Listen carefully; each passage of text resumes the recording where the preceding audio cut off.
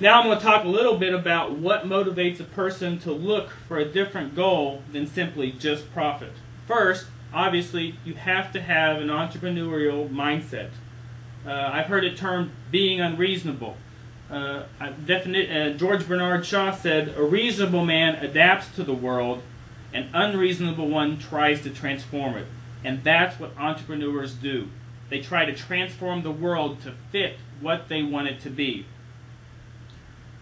Entrepreneurs have to be propelled by passion and emotion to address the issues in the world around you and have the stamina and willingness to do it alone. One of the examples that everybody talks about and is kind of the catalyst for this social entrepreneurship concept is Muhammad Yunus and the Grameen Bank. But people don't talk about that he started microcredit in 1976. It took him approximately 25 years of doing to figure out what worked, what didn't work, what scaled, and what didn't scale. And also to reach those in power with his model and get them to buy in and see how it would help them provide more people for which they could help and introduce to the financial markets. So entrepreneurs keep going even if they're alone, doing it by themselves. They have the passion to keep doing it. They're also unafraid of spectacular failure. They know how to fail correctly. They're not afraid of being wrong, getting back up, starting again. They understand it's part of the learning process, and they know how to fail usefully. And this is actually a very important part and is the topic of what I'm going to present on the 16th to you as well. So I'm excited, looking forward to doing that also.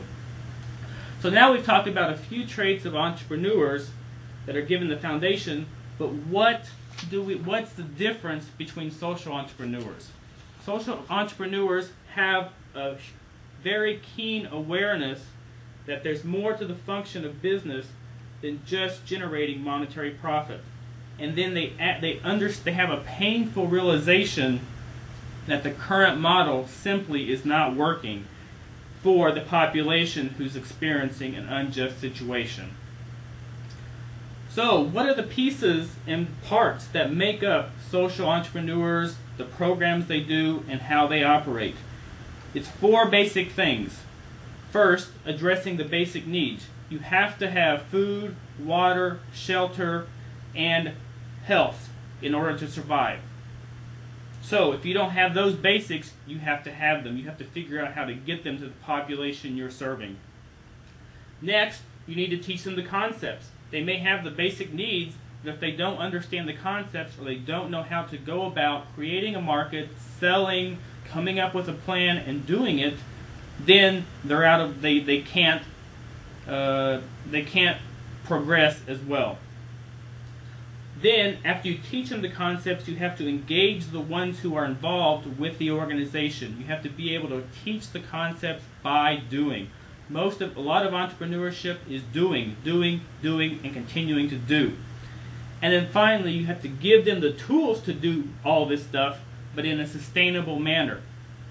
Expand upon the lessons that the capitalist society has taught and teach them how to do it differently and how to do it better. So, who's doing this in each of the steps? We're going to watch a few videos here now, and I'm going to talk about some projects that are going on throughout the world. Before we show the video, what happens when you take 2 unrelated issues that people don't see as connected, you connect them and come up with a solution for both? There are a couple South African businessmen who took on this challenge and came up with a very innovative solution to 2 problems: lack of school playground equipment and lack of access to fresh water in Africa. The play pump water system is a merry-go-round attached to a water pump. As the merry-go-round spins, it pumps clean water up from deep underground and stores it in a huge tank. When people need water, they can just turn on a faucet. The play pump water system brings many benefits of clean drinking water and the opportunity for play to children in sub-Saharan Africa. For some schools, the play pump is the only source of play equipment available to students.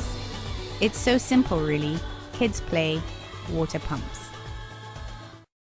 All right, this example really showcases to me how creative entrepreneurs can be when going through the problem-solving process.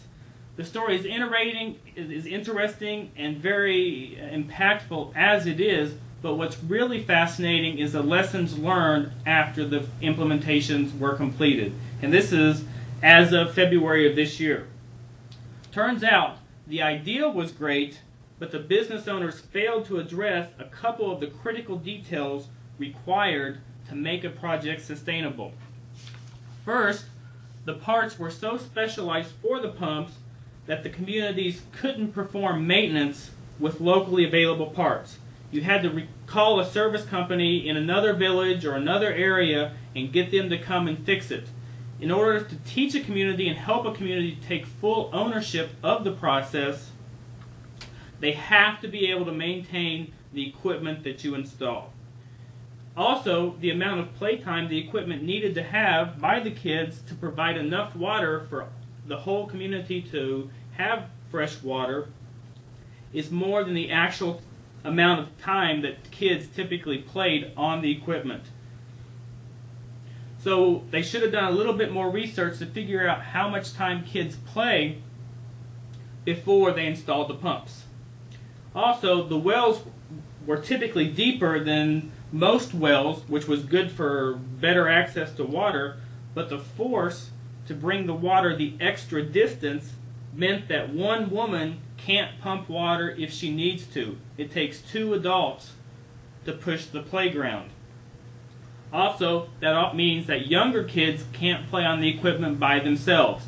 They have to get older kids to help them out. However, it's still a good example because it illustrates the absolute importance of thinking through a problem, testing it out, and then going back and reworking your solution as you progress.